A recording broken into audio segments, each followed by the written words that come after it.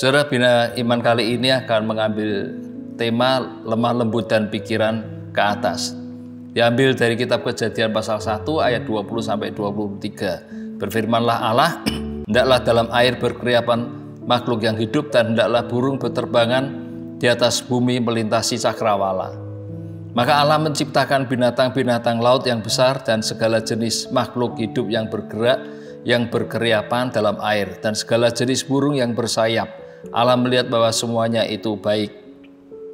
Lalu Allah memberkati semuanya itu, firman-Nya, berkembang biaklah dan bertambah banyaklah serta penuhilah air dalam laut dan hendaklah burung-burung di bumi bertambah banyak. Jadilah petang dan jadilah pagi, itulah hari kelima.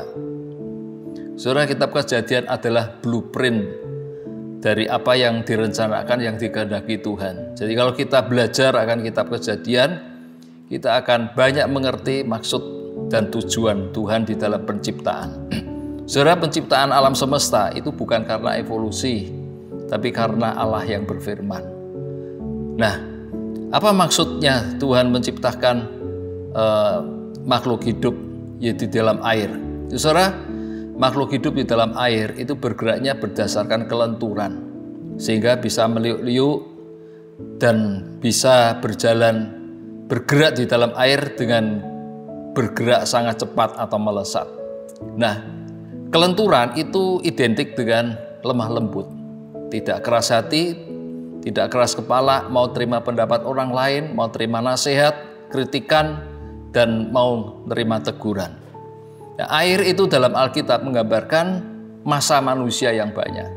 Jadi Tuhan itu menghendaki bahwa manusia hidup bermasyarakat itu harus didasari dengan kelemah lembutan. Dengan itu tidak akan terjadi pertengkaran. Kenapa terjadi pertengkaran? Karena masing-masing pihak berkeras hati mempertahankan pendapatnya yang dia anggap paling benar. Nah, saudara, bagaimana kita bisa lemah lembut kalau kita belajar dari Tuhan Yesus? Matius 11 ayat 28, marilah kepadaku semua yang letih lesu dan beban berat, aku akan memberi kelegaan kepadamu. Pikulah kuk yang kupasang dan belajarlah padaku, karena aku lemah lembut dan rendah hati, dan jiwamu akan mendapat ketenangan. Nah, saudara, kenapa mereka itu lemah atau letih lesu dan beban berat? Sebab Matius 11 ayat 25, pada waktu itu berkatalah Yesus, aku bersyukur kepadamu Bapa, Tuhan langit dan bumi, karena semuanya itu Engkau sembunyikan bagi orang bijak dan orang pandai, tetapi Engkau nyatakan kepada orang kecil. Nah, saudara, kekerasan hati itu didasari oleh orang yang merasa bahwa dia sendiri bijak dan pandai. Dan orang yang seperti itu akan mempertahankan kehendaknya, kemauannya. Itulah yang membuat dia tidak bisa lemah lembut dan akhirnya membuat dia beban berat, letih, dan lesu.